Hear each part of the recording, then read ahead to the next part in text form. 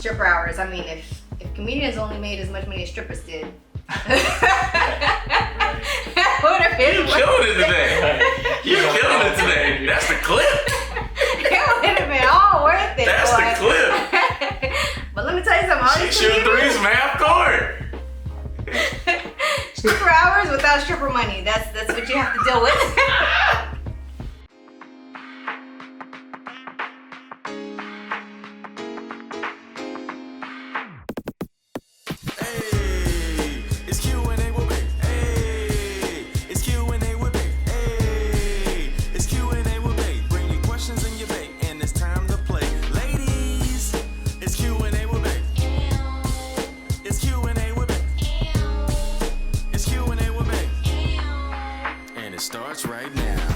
Hey, what up, party people? Welcome to another episode of Q&A with Bae. I am your host, comedian Ron G, and this is my lovely wife, Manal.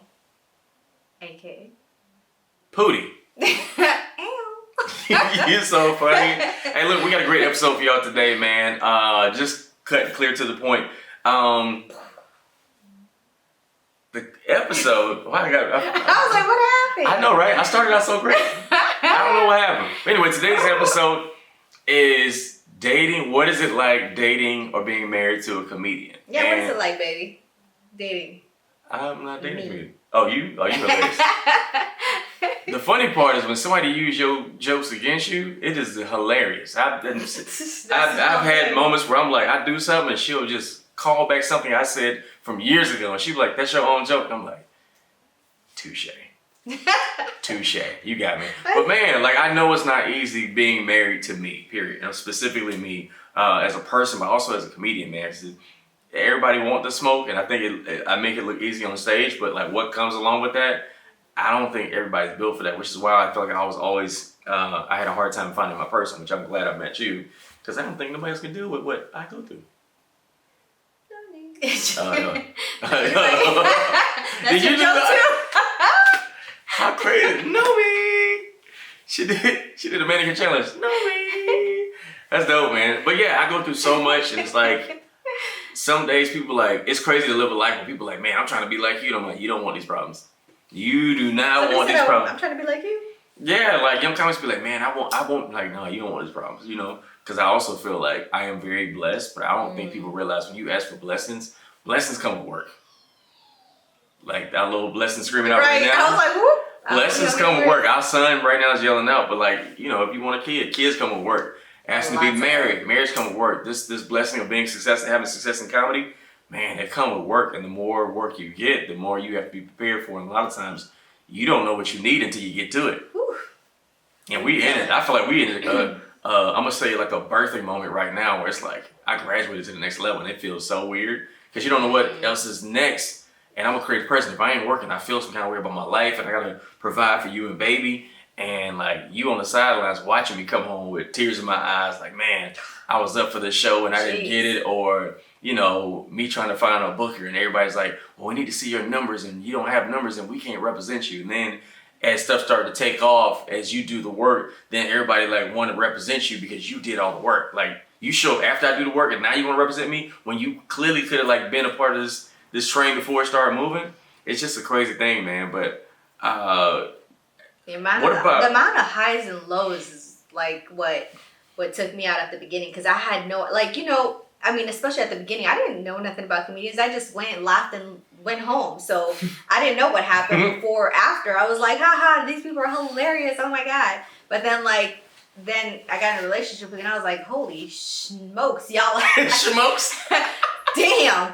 Like, because it's such a, like, the highs are so high and amazing, and the lows are so low that I'm just like, oh my God, like, you down there, you know? And it's the amount of no's you have to hear all the time, because not only you're an actor and a comedian, so it's like you're doing two different things that you can definitely hear a lot of no's for. So at the beginning, I was just like, oh, cool, you know, it's fun. We went out, we had so much fun, we hung out, blah, blah, blah. And the more and more and more I got to know you, and the more I saw, like, I was helping you read your lines and watching you film auditions and going to auditions. And I'm just like, dang, you did like 100 auditions this month. Did you get anything? You're like, nah. And I'm like, ooh.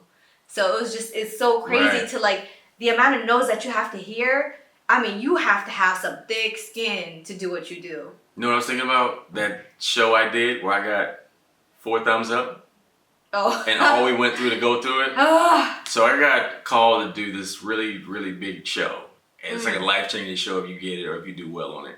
And first they didn't want my family to come because it was like worried about the environment for kids, and baby was super small then. Yeah. And then the day before, they was like, hey, you should bring your family because it looks good on camera. And I'm like, all right, cool. So I got a hotel next to the venue, brought the baby out, wifey hanging out, and I didn't even know if they would work it out, but they worked it out. She showed up. I was super happy. They recorded it. And then right before I went on stage, baby had a blowout. And y'all know what a blowout is, but that's aggressive boo-boo that comes out of a baby that was up his back. I was like, how do you explain a blowout? The back of his ear right before the show happened. And so I don't think there was I couldn't take him in the men's bathroom, and she was still breastfeeding, so I legit took him in the female's bathroom. We changed baby right before I went up. And I tell you, the environment was so tense because you had everybody else around. There's no green room. It was no green room. It was like overwhelming. There was, but in there was a lot of people. You know what I'm saying? Like, it wasn't a exclusive green room. I have my family with me, so like I couldn't. You had to breastfeed. You know what I'm saying? Baby's there. Baby need his silence. Everything's loud. You know what I'm saying? People just being weird on camera. And then I performed, and I killed it. And then after that, when I got a standing ovation. And then you legit killed it. You I did. Awesome. I did. I've been working on the set for a while. Thank you, babe. And then they were like, yo, you're the guy. Great job. And then the next day. It wasn't the next day, was it? Nah, it was shortly after that. They was like, well, you didn't get past that. And I was like, but they told me I did well. Like, I was like, what? I got all their approval. Like, all my family came. Like, it was crazy. It was a really crazy moment. Mm-hmm. And I'm going to say, I don't know if it broke me. It's just like the amount of effort I put into that thing and not getting it with no explanation, which didn't even make sense. Like in the moment, you like... Because everybody was like, oh, you did great, you did awesome. And I mean, you can't go above that point without an approval of certain people. And you got everybody's approval. So I was like, I got everybody's approval, man. That's my baby's daddy. Woo woo. Right. And then I was walking down the street after it. People like, oh, you killed it, man. You did great, blah, blah. And we sitting there eating food and people in the restaurant like, man, you did great. Let's order everything. Man, and then it was like what? I think it was like a week later. It was like a week later. It was like, nah, they gonna pass on you, and I'm like, oh, this is crazy. I was like, you're just too good for this. You're just way too good for this. That's what it is. Yeah. They can't handle you. Man, I got so many of those moments. Like I was up for this this huge comedy festival, and I never did it before, and I finally had a chance to do it, and I almost got a standing ovation in my audition. And they were like, nah, you're too advanced. And I'm like, ugh.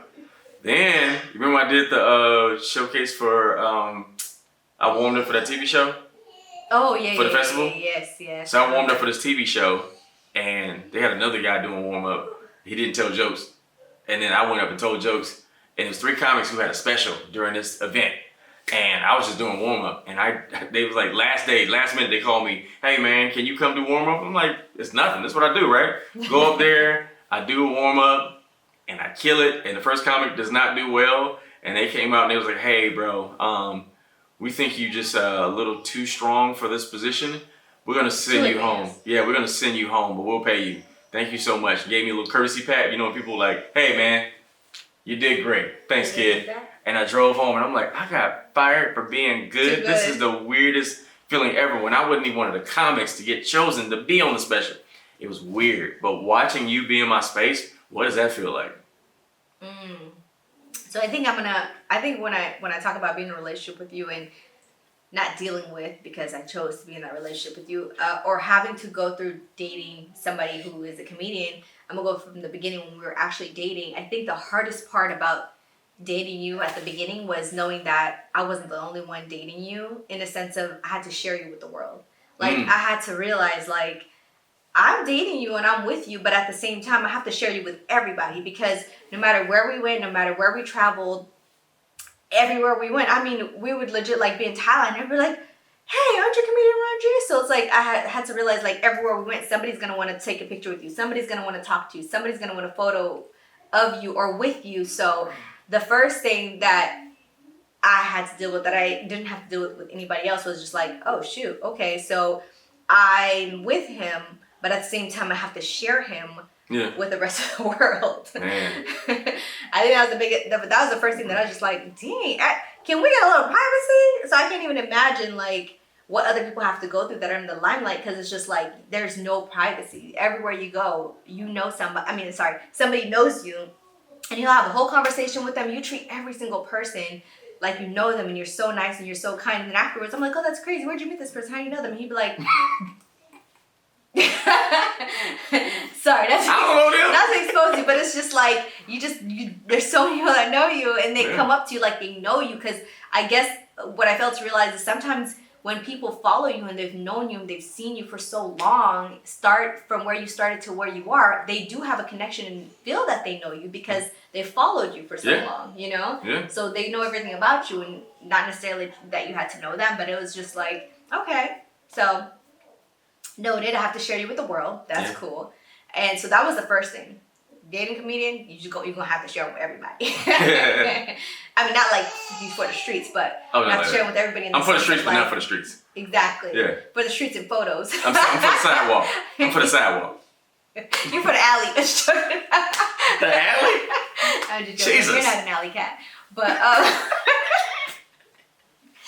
after sharing you with the world, the next thing, the next traumatic thing that I had to realize Traumatic is what we call it? Traumatic in a sense of like, that's when we were first dating, when I started seeing your lows of the lows, remember? You had a real dark cloud over your head. And I had no idea how to deal with it. And I had to not only learn, but communicate with you in the sense of like, what do I do with this situation? Do I leave?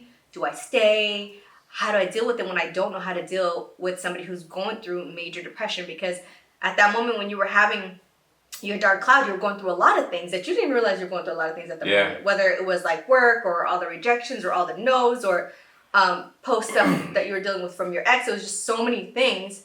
And I had to realize like, man, I mean, you guys make the world laugh, but you guys have a lot of darkness that you guys have to deal with. And regardless of how you're feeling all day, you still had to go up on stage and make everybody laugh. So I was like, jeez. I didn't know all these parts about comedians. Yeah, I think I was legit grieving a relationship, and I'm dealing with the ups and downs of career stuff, and I started losing people too. Remember the moment I lost like those 8 people? No, I'm talking about boyfriend and girlfriend. I didn't even get to the marriage part. Sorry. I'm talking about the beginning. Remember that? Yeah. I was just grieving a lot. That was because I think you were already in the process of healing through post relationship stuff, but at the same time I think you thought you were ready. Yeah, I did. You had healed, but you were still, some of the stuff that I did would wake up something that was unresolved in your past relationship. That's good. Does that make sense? Oh, absolutely. It makes sense. So I was just like, oh, and then we'd get into it, and then you'd realize that it wasn't me. You were being defensive and being projected of something that you went through in the past. But I was just like, why are you going on with me about that? But it was the highs and the lows, and realizing like, and then I started Googling, researching. I was like, what the? And then I started reading more, and I was like, dang, a lot of comedians are depressed. Yeah, it's very common. Holy cow. It's very common. This is crazy. Can you speak about my stripper hours? Because that was another issue too that we bumped heads on, which the resolve was us doing date night, which I think is so dope. But catch me up to how we got to that point. Stripper hours. I mean, if comedians only made as much money as strippers did. You killed it today. You killed it today. That's the clip. It would have been all worth it. That's the clip. But let me tell you something. All these shoot threes from half court. Stripper hours without stripper money. That's what you have to deal with. That's great. But it's crazy because when you date a comedian, they have to, when they're not going out of town or going on tour, even locally, they always have to go hit a stage. And sometimes I'd be like, why you working 7 days a week? Like, I thought you made it. But he was like, I have to practice my craft all the time, and I always have to make it better. And sometimes he'll go at a show and he'll be like, just come to the practice with me. I was like, fine, I'll go shoot with you in the gym before you make it. I would go, and I'm like, there are 7 people. I'm like, there's 7 people in here. Who are you performing for? And he would give 100%, and he would perform like there was thousands of people. And I realized, like, that's how you really perfect your craft. Like, you just go and practice, and all of y'all have this whole community, like the whole comedians. You guys are just such a great knit community where you guys actually help each other out and punch each other's jokes. Like that, but yeah, the dope. Well, the times that I did go, my friends, that I did go, I was like, oh, okay. So when I sit there and I'm like, why are you going to all these practices? It's because like they actually do help you and make you better. But at the beginning, I was just like, I am tired of you going to work 7 days a week because I'm working all day. So I barely have nighttime to hang out with you, and you got to go to work at nights. And I'm like, well, what are we supposed to hang out? 3 o'clock? Hell no. I mean, heck no. We ain't having you come in like you, like with booty calls. That's funny. But yeah, that's another thing. Stripper hours, boy. Them stripper hours is hard. But that's why I said you have to make some planned, what was it? Which planned time? Yeah. Plan time. So we had to make sure that we had date night called relationship credit every single week, because I was like, you know what, this squozing each other in all the time is not working for us. Past tense of squeeze. Go ahead. So that's when we came up with the whole date night. So then that's when we intentionally made some time for each other every single week. To either he plans it or I plan it. Most of the time he plans it. I give you credit and your flowers because you're definitely way more romantic than I was. But I've learned. Right, I had to figure it out. I've learned. Which we got a big date on Saturday too. I'm excited. We got a babysitter.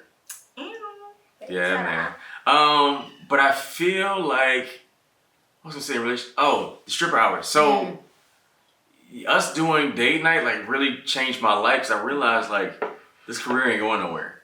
And as much as I've seen so many comedians, they spend so much time investing in comedy.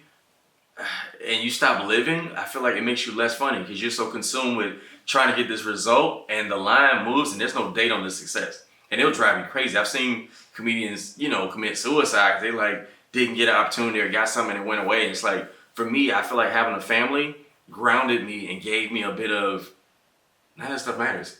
Like I love comedy, but nothing matters. Like waking up to you and that sweet little baby who throw the phone at your face every morning makes me so happy. And like just being able to like see you smile or tell you good news or be able to like take care of you, like none of this stuff matters and it's all fleeting. Fans, followers, you see people lose followers every day because they said something. You never know what's the one landmine that you can step on that changes everything. People hate you, you know what I'm saying? Yeah. You don't know. You just don't know what people be offended by. Like at the time we live in, everybody makes your story about them.